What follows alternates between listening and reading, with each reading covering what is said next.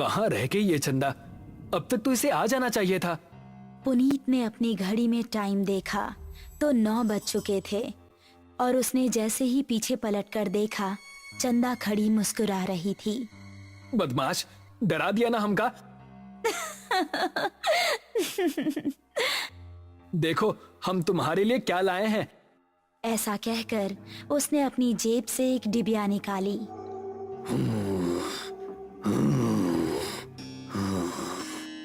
तभी उन दोनों को किसी के सांस लेने की भयानक आवाज सुनाई दी।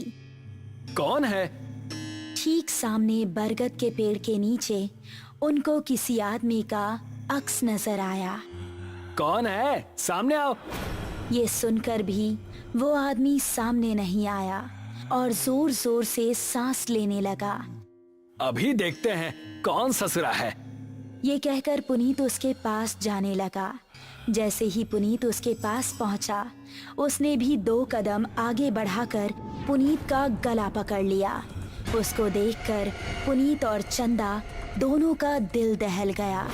उस आदमी की गर्दन कटी हुई थी और थोड़ी सी खाल में अटकी लटक रही थी। चंदा चिल्लाई और गांव की तरफ ऐसी भागी कि उसने पलटकर नहीं देखा। गांव पहुंची तो उस टाइम पुनीत के पिता घर के बाहर थे। अरे चंदा बिटिया, इतनी डरी हुई काहे लग रही हो? वो पुनीत। चंदा ने हाफते हुए उनको पूरी कहानी सुनाई।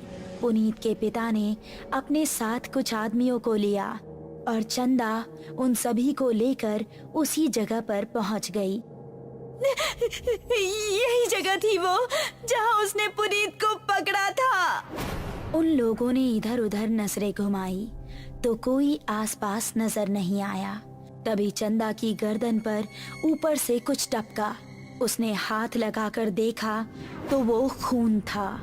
पेड़ की डाली के ऊपर पुनीत की बिना गर्दन की लाश टंगी हुई थी और उससे खून टपक टपक कर नीचे गिर रहा था। शहर से दूर एक छोटा सा गांव सरूपुर। रात के समय सभी अपने अपने घरों में आराम कर रहे थे।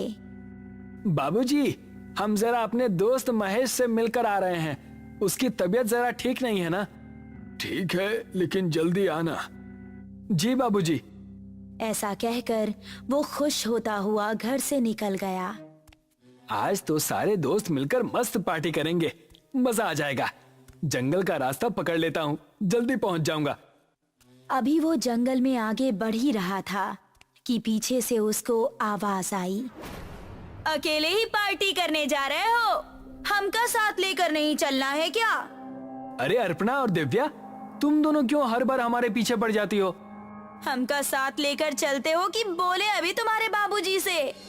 अरे नहीं नहीं मेरी माँ, चलो मेरे साथ। थोड़ी देर चलने के बाद वो तीनों एक जगह पहुँचे जहाँ रामू और महेश बैठे हुए थे। अबे ये क्या, तू फिर से लड़कियों को साथ ले आया?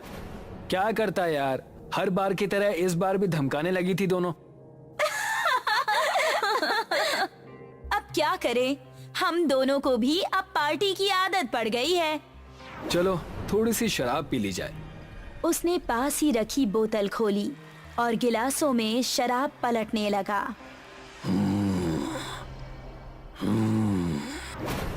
तभी उनको किसी के सांस लेने की आवाज सुनाई दी। उन्होंने देखा तो पांचों के रोंगटे खड़े हो गए। सामने से कठमुंडू चलता हुआ आ रहा था। उन्होंने कदम बढ़ाए ही थे कि तभी कठमुंडू ने दिव्या को पीछे से पकड़ लिया। उसने दिव्या को इतनी जोर से कसा कि उसके मुंह से खून निकल गया। बाकी चारों अब बेहद डर गए और वहां से भाग निकले। दिव्या उसकी पकड़ में फंसी दर्द से कराह रही थी।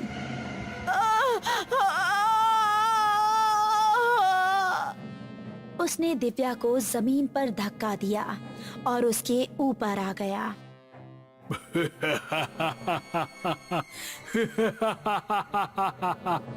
उसने दिव्या के सीने में हाथ डाला और उसके सीने से खून की धारा निकल पड़ी।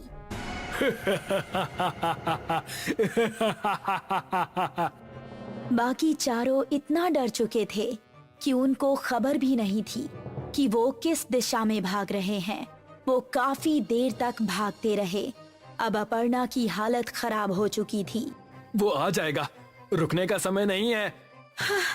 ऐसे कब तक भागते रहेंगे? हम जा कहाँ रहे हैं, कोई बताएगा? हम रास्ता भूल चुके हैं, हमें नहीं पता कि गांव किस तरफ है। क्या कह रहे हो तुम? फिर तो हम सबका बचना नामुमकिन है। तभी पेड़ के ऊपर से एक हाथ आया और उसने महेश का गला पकड़ लिया। ये हाथ कठमुंडू का ही था। राकेश ने महेश का पैर पकड़कर उसे बचाना चाहा, लेकिन कठमुंडू ने उसको पूरी तरह से ऊपर खींच लिया और वो तीनों चिल्लाते हुए वहाँ से भाग निकले। वो देखो, सामने वो घर, उसके अंदर चलते हैं। वो तीनों एक घर के अंदर घुस गए और राकेश ने जल्दी से दरवाजा बंद कर दिया। तभी कोई जोर जोर से दरवाजा पीटने लगा। तीनों का शरीर इस समय बुरी तरह से कांप रहा था। दरवाजे की धम धम उनके दिल को दहला रही थी। तभी खिड़की से कठमुंडू का एक हाथ अंदर आया और उसने अपर्णा का हाथ पकड़ लिया। बचाओ! अगर ये यहाँ है तो दरवाजे पर कौन है? राकेश ने दरवाजा खोला तो सामने गांव के बिरजू काका थे। बिरजू काका जल्दी से अंदर आए। उन्होंने कठमुंडू का हाथ पकड़ा और छुड़ाने लगे। कठमुंडू उनके छूते ही चीखने लगा।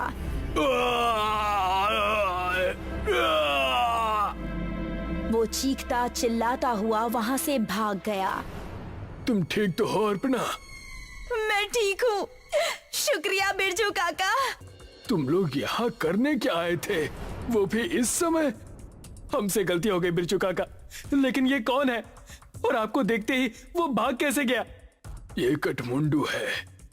ये सुनकर वो तीनों एक दूसरे का मुंह देखने लगे। बहुत सालों पहले हमारे गांव में एक डाकू पल्लव सिंह का बड़ा खौफ था।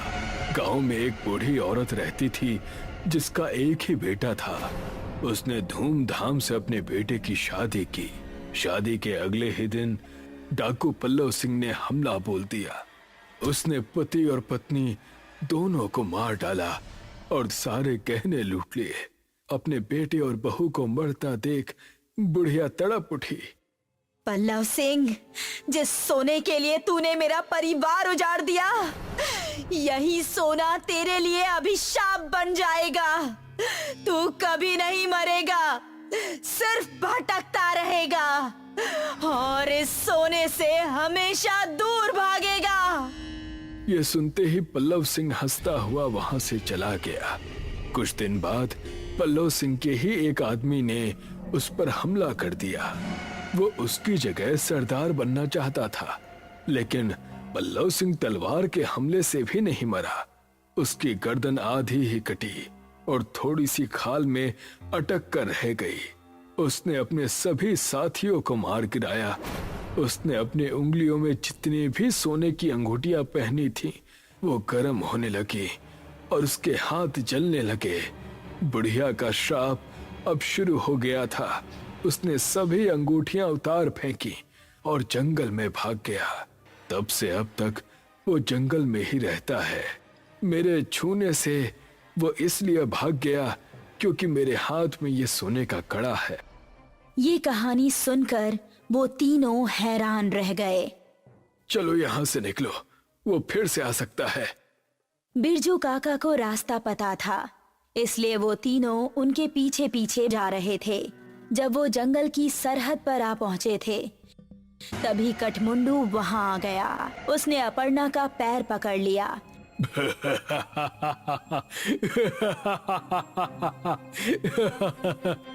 तभी राकेश ने बिरजू काका के गले पर नजर डाली।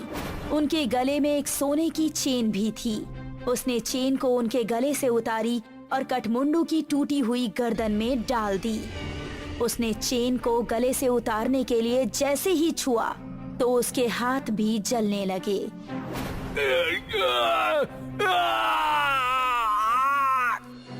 वो वहां से भाग निकला। उसके बाद वो चारों गांव के अंदर ही जाकर रुके। जब उनको देख गांव वाले इकट्ठा हुए तो उन्होंने सबको अपने साथ बीती हुई घटना सुनाई। वो दिन था और आज का दिन है। गांव के सभी लोग हमेशा अपने साथ सोने की कोई ना कोई चीज जरूर रखते हैं और अभी भी उनको जंगल में कहीं ना कहीं कठमुंडू नजर आता ही रहता है।